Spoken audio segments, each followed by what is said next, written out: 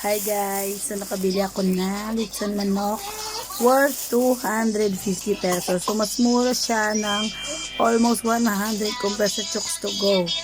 So ngayon, mumukbangin natin, titikman natin kung masarap ba, worth it ba ang murang lechon manok. So let's go. Mas masarap ba siya or tingnan natin. So ayan. Wala silang binigay na sauce. Yung binigay lang nila sa akin is suka. So, ayan. So, titikman natin kung worth it ba yung 250 na sa manok. Alam nyo ba dati guys, kung sa Manila ako, makakabili ka doon ng buong manok nasa 150.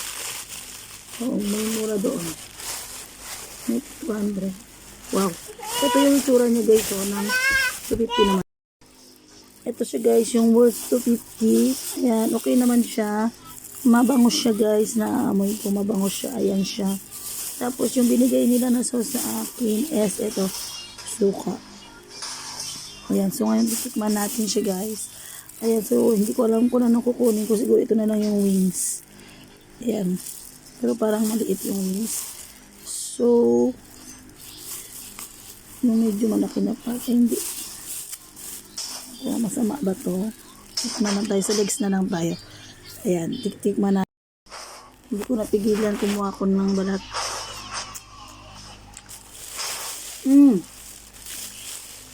In fairness ha, 250.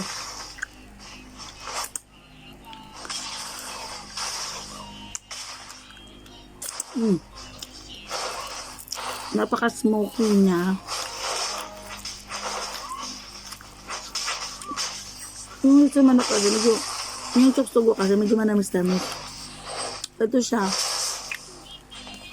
para talaga siyang inihaw talaga siya, more on inihaw flavor. Kasing lambot niya din yung Chooks to Go. Kaya kasi sa Chooks to Go kasi medyo masyadong malasa talaga eh, saka matamis. Kung ayaw nyo ng matamis, ito yung perfect.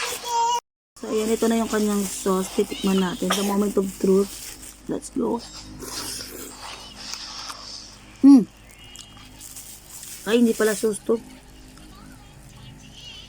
Parang rice oil yata to. Yung nilalagay sa ano? Sa kanin.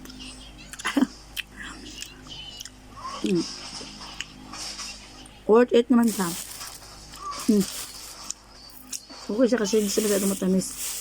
Yung sa Chooks kasi medyo na sobrang matamis. Kaya medyo nakaka-umay. Ito, more on inihaw yung amoy, more on inihaw yung flavor. So, okay naman siya. Masarap.